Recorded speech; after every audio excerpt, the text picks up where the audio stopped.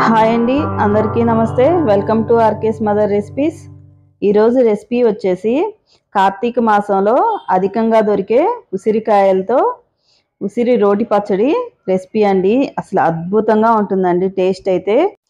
ఈ ఉసిరితో చేసే రెసిపీస్ ఈ కార్తీక మాసంలో తినడం అనేది చాలా మంచిదండి. ఉసిరితో చేసిన రెసిపీ ఖచ్చితంగా కార్తీక పౌర్ణమి రోజైతే తింటారండి. ఈ ఉసిరికాయలో హెల్త్ బెనిఫిట్స్ కూడా ఎక్కువగానే ఉంటాయండి.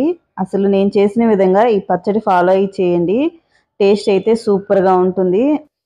ఖచ్చితంగా ట్రై చేయాల్సిన రెసిపీ అండి. వీడియోలోకి వెళ్ళినట్లయితే ఇక్కడ నేను ఒక 4 పెద్ద సైజు ఉసిరికాయలు తీసుకుంటున్నాను. ఉసిరికాయల్లో vitamin C, calcium, phosphorus, iron అధికంగా ఉంటాయి. డయాబెటిక్ ఉన్న వాళ్ళు రోజుకొక ఉసిరికాయ కానీ ఉసిరి జ్యూస్ కానీ తీసుకుంటే చాలా హెల్త్కి మంచిదండి. అంతేకాదు జుట్టుకి కూడా చాలా మంచిది. ఉసిరిలో ఎన్నో ఔషధ గుణాలు ఉన్నాయి. ఉసిరి తీసుకోవటం అనేది ఈ కార్తీక మాసంలో చాలా చాలా మంచిది. ఇది సీజనల్గా దొరికే కాయ కాబట్టి తప్పనిసరిగా కార్తీక మాసంలో తినడానికి ట్రై చేయండి. ఉసిరికాయ ముక్కల్ని చిన్న చిన్న ముక్కలుగా ఈ విధంగా చేసుకోవాలి. తర్వాత స్టవ్ మీద ఒక ప్యాన్ పెట్టుకొని అందులోకి 2-3 టేబుల్ స్పూన్ల ఆయిల్ వేసుకోవాలి. ఆయిల్ హీట్ అయిన తర్వాత ఇందులోకి ముందుగా కట్ చేసి పెట్టుకున్న ఉసిరి ముక్కలను వేసుకోవాలి. చక్కగా ఈ ఉసిరి ముక్కల్ని స్టవ్ మీడియం టు లో ఫ్లేమ్లో ఉంచుకొని వేయించుకోవాలి. ఇందులోకి ఒక 1/4 టేబుల్ స్పూను సాల్ట్ వేసుకోవాలి.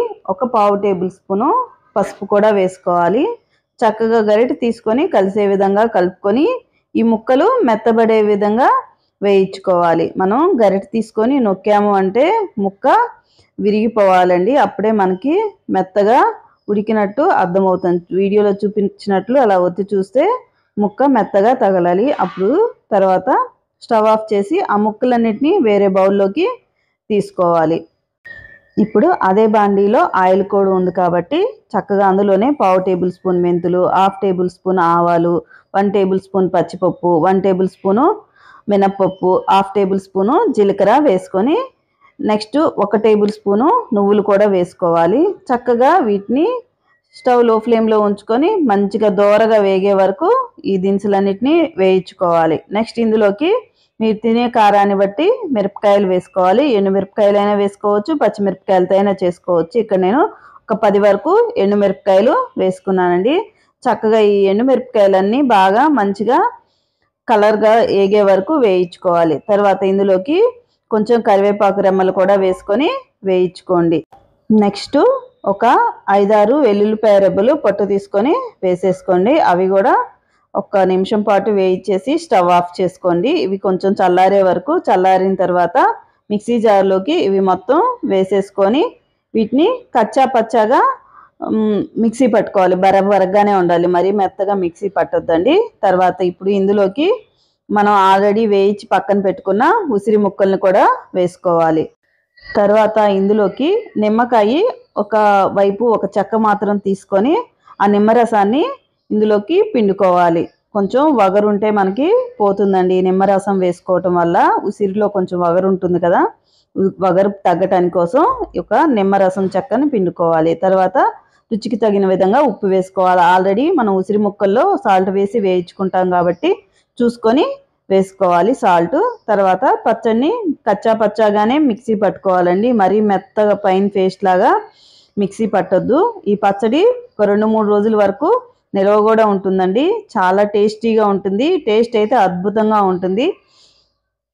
ఇంతవరకు ఎప్పుడు ట్రై చేయని వాళ్ళు అసలు ఖచ్చితంగా ట్రై చేయండి. ఈ పచ్చడి తెలిసిన వాళ్ళు నేను చేసిన విధంగా ఒకసారి ట్రై చేసి మీకు ఎలా కుదిరింది అనేది కామెంట్ రూపంలో తెలియచేయండి. తర్వాత స్టవ్ మీద ఒక బాండీ పెట్టుకొని 1 టేబుల్ స్పూన్ ఆయిల్ వేసుకొని అందులోకి 1/2 టేబుల్ స్పూన్ ఆవాలు, 1/2 టేబుల్ స్పూను జీలకర్ర వేసుకొని జీలకర్ర ఆవాలు చిట్పట్లాడిన తర్వాత ఇందులోకి దంచుకున్న 4 వెల్లుల్లిపాయ రెబ్బలు వేసుకోవాలి. తర్వాత ఇందులోకి కొంచెం కరివేపాకు రెమ్మలు కూడా వేసుకోవాలి.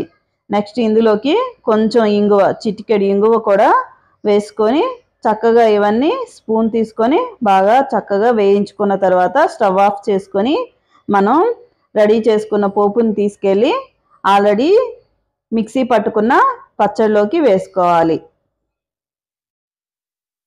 చక్కగా ఈ పోపు అంతా పచ్చడిలోకి వేసుకొని ఈ పోపు బాగా కలిసే విధంగా మనం స్పూన్తో పచ్చడిని కలిపేసుకోవాలండి. ఈ పచ్చడి మనకి 2-3 రోజులైనా నిల్వ ఉంటుంది. టేస్ట్ అయితే అసలు అద్భుతంగా ఉంటుంది. చాలా చాలా బాగుంటుంది. తప్పకుండా ట్రై చేయాలండి. ఎంతో హెల్త్ బెనిఫిట్స్ ఉంటాయి ఈ ఉసిరిలో. నా వీడియో కనుక మీకు నచ్చినట్లయితే వీడియోని లైక్ చేసి మీ ఫ్రెండ్స్ అండ్ ఫ్యామిలీ మెంబర్స్కి షేర్ చేయండి. మీరు ఈ పచ్చడి ట్రై చేసి మీకు ఎలా కుదిరింది అనేది నాకు కామెంట్ రూపంలో తెలియచేయండి. నా ఛానల్ని కనుక కొత్తగా చూస్తున్నట్లయితే ఛానల్ని సబ్స్క్రైబ్ చేసుకొని పక్కనే ఉండే బెల్ ఐకాన్ని క్లిక్ చేయండి. నేను వీడియో పెట్టిన వెంటనే మీకు నోటిఫికేషన్ రూపంలో వస్తుంది. అసలు వేడి వేడి అన్నంలో ఈ పచ్చడి వేసుకొని నెయ్యి వేసుకొని తింటే అసలు రుచి అయితే అద్భుతం, అమోఘం అండి. అంత బాగుంటుంది. Thank you for watching. Bye bye.